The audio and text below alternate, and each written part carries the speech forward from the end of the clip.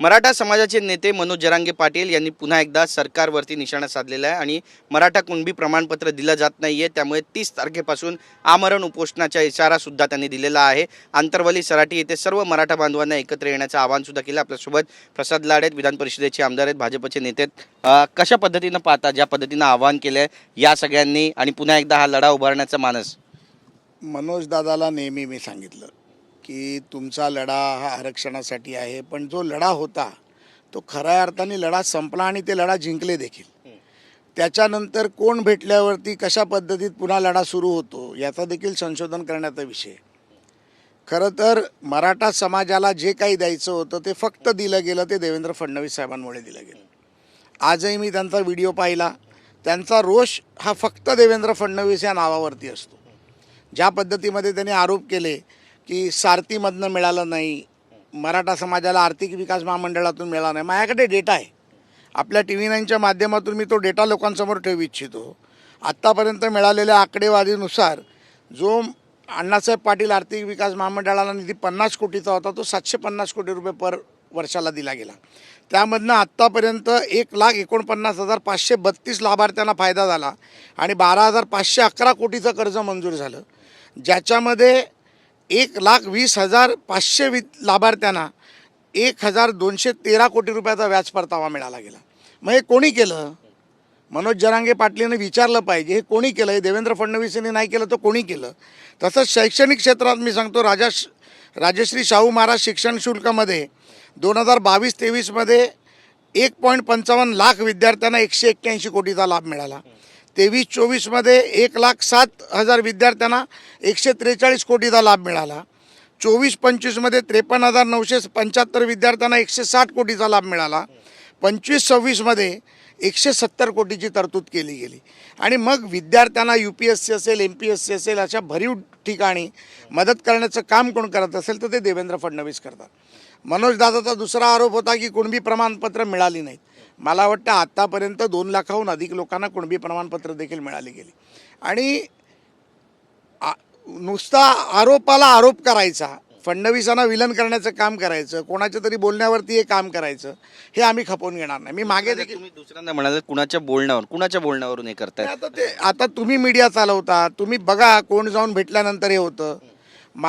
मी स्वतः तुम्हाला फार जाणीवपूर्वक सांगतो, गंगाधर काळकुटेजींशी माझं 2दा फोनवरती बोलणं झालं मागच्या 15 दिवसात। मी त्यांना म्हटलं होतं की मनोज दादाचे काही प्रश्न असतील तुम्ही त्यांची वेळ घ्या, मी मुख्यमंत्र्यांची वेळ घेतो, आपण मुंबईत बैठक घेऊन करू। हे विषय आंदोलन करून सुटत नाही।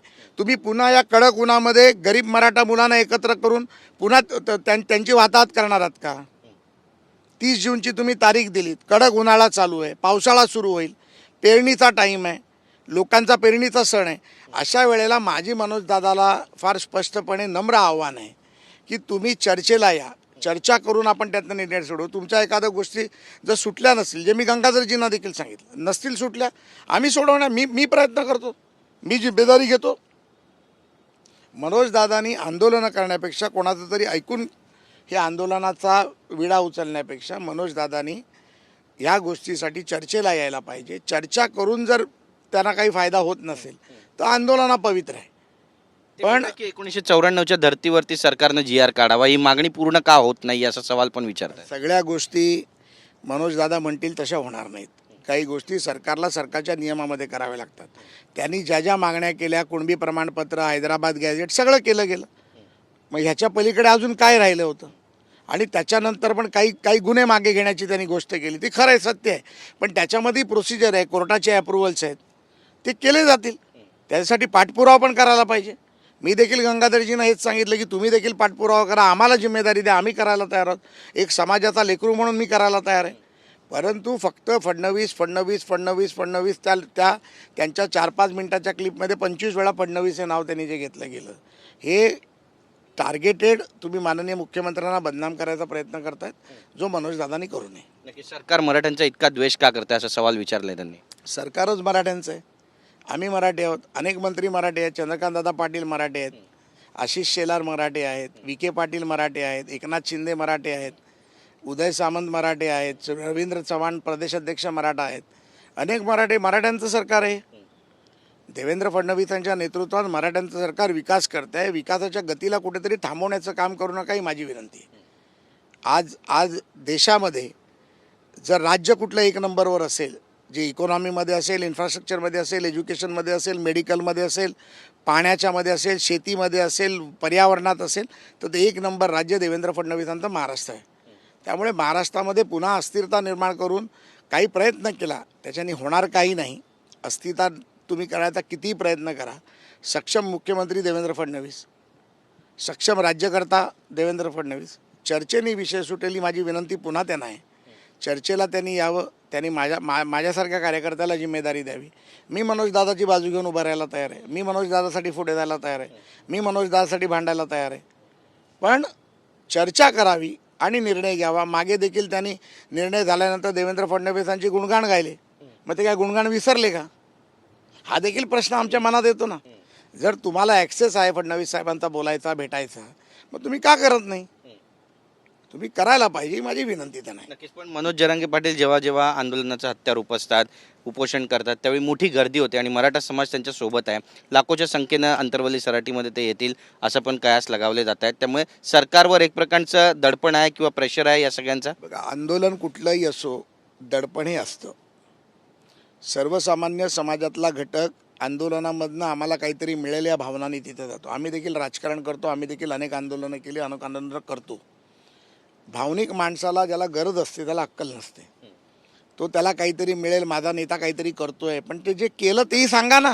हे केलं म्हणून जे मी आता सांगितलं, एवढ्या लाख विद्यार्थ्यांना शिष्यवृत्ती मिळाली, एवढ्या लाख विद्यार्थ्यांना कर्ज मिळालं, एवढी मुलं उद्योगपती झाली, एवढ्या लोकांना शिक्षण मिळते, एवढी लोक विदेशात गेली, एवढी लोक UPSC MPSC करतायत. मग हे का नाही सांगत तुम्ही? एक पत्रकार परिषद घेऊन दादानी ही तर आकडेवारी स्पष्ट करावी किंवा त्यांनी चर्चा करावी. मी चर्चा करतो. या आंदोलनामागे राजकारण आहे असं वाटतंय? 100% राजकारण आहे. देवेंद्र फडणवीसांना बदनाम करण्याचा हा डाव आहे. याच्या पलीकडे काही नाही आहे. मला वाटतं की अशा प्रकारचे डाव कोणी खेळू नयेत. माझे हात जोडून विनंती आहे परत मनोजदादाला. तुम्हाला माहिती आहे, मागे पण मनोजदादा जेव्हा बोलला तेव्हा मी त्यांना उत्तर देण्याचं काम केलं आणि मी कोणाला घाबरत नाही. माझा मुख्यमंत्री, या राज्याचा मुख्यमंत्री देवेंद्र फडणवीस हा आपल्या राज्याचा नेता आहे. तो समाजासाठी किती करतो आहे आम्हाला माहिती आहे. राज्यामध्ये मीही फिरतो. राज्यामधला मराठा तरुणाला आज किती नोकऱ्या मिळाल्या, किती व्यवसाय मिळाले, किती गोष्टींचा लाभ झाला, हे कोणी सर्टिफिकेट देण्याची गरज नाही. आणि जो मराठा नाही आहे तो मराठा समाजासाठी करतो आहे. मग विचारा ना प्रश्न शरद पवारांना. विचारा प्रश्न. अनेक मुख्यमंत्री होऊन गेले. शंकरराव चव्हाण झाले, वसंतदादा पाटील झाले, तुमचे सुधाकरराव नाईक झाले, सुशीलकुमार शिंदे झाले, विलासराव देशमुख झाले, नारायण राणे झाले, मनोहर जोशी झाले. हे का नाही कोणी दिलं मराठा समाजाला आरक्षण? पहिला 16% आरक्षण, मग ते टिकणार नाही म्हणून 13%. आणि 2024मध्ये फार स्पष्टपणे ज्या दादाच्या मागण्या होत्या त्या मागण्याच्या नुसार 10% आरक्षण, शैक्षणिक 12% आरक्षण. अजून ह्यापेक्षा मला कळतच नाही आंदोलनाचं कारण काय. म्हणजे माझ्या मागचा प्रश्न आहे. मी त्यांचा व्हिडिओ पाहिला. आंदोलनामागचं कारणच कळत नाही. माझी विनंती पुन्हा दादाला तेवढीच आहे की दादा तुम्ही चर्चेला या. फडणवीसांची वेळ घेण्याचं काम मी करतो. तुमचे प्रश्नावली पाठवा. तुमच्या प्रश्नाचं उत्तर समाधानकारक नाही झालं, त्याचं काम नाही झालं तर मी करीन. आणि मी पूर्ण गांभीर्यपूर्वक सांगतो, कोणाच्या तरी भेटण्यावरती, कोणाच्या तरी बोलण्यावरती फडणवीसांचं सरकार अस्थिर करण्यासाठीचा हा प्रयत्न असेल तर हा प्रयत्न चुकीचा प्रयत्न आहे. राज्याचं सरकारला काही होत नाही. राज्याचं सरकार खंबीर आहे. फडणवीस खंबीर आहेत, पण तेवढ्याच खंबीरतेने ते मराठा समाजाच्या मागे उभे आहेत. मी म्हणते कोणीतरी भेटलंय त्यानंतर या सगळ्या घडामोडी घडल्यात. भविष्य आज तुम्ही नाव घेत नाहीये, पण भविष्यात नाव घ्याल? वेळ पडली तर निश्चितपणे घेईन. आम्ही यंत्रणा वापरतो, आम्ही यंत्रणांशी बोलतो.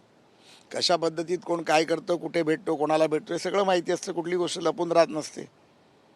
त्याच्यामुळे मला वाटतं की जे काय करायचं आहे ते विचारपूर्वक करायला पाहिजे. दादा नेता आहे. दादानी फार मोठं आंदोलन लढला. मराठ्यांच्या मनातला तो ताईद आहे, गळ्यातला ताईद झाला. त्याच्यामुळे मराठा समाजाला अनेक फायदे झाले. परंतु पुन्हा अशा प्रकारे करून जे केलं आहे त्याच्यावर पाणी टाकायचं काम करू नये. म्हणजे बातचीत केल्याबद्दल. तर आपण पाहतोय आपली प्रतिक्रिया, थेट प्रतिक्रिया जी आहे ती प्रसाद लाड यांनी दिलेली आहे आणि कुणाच्या सांगण्यावरून जर आंदोलन होत असेल तर आम्ही सुद्धा गप्प बसणार नाही असा इशारा सुद्धा दिला आहे. आणि जर काही वाटत असेल तर स्वतः ते मध्यस्थी करायला आणि मुख्यमंत्र्यांची भेट घडवून आणण्यासाठी सुद्धा तयार आहेत. एकंदरीतच आता मनोज जरांगे पाटील यांची नेमकी भूमिका काय असणार आहे हे सुद्धा पाहणं महत्त्वाचं ठरेल. कॅमेरा पर्सन रोहन पवारसह गिरीश गायकवाड, TV9 मराठी, मुंबई.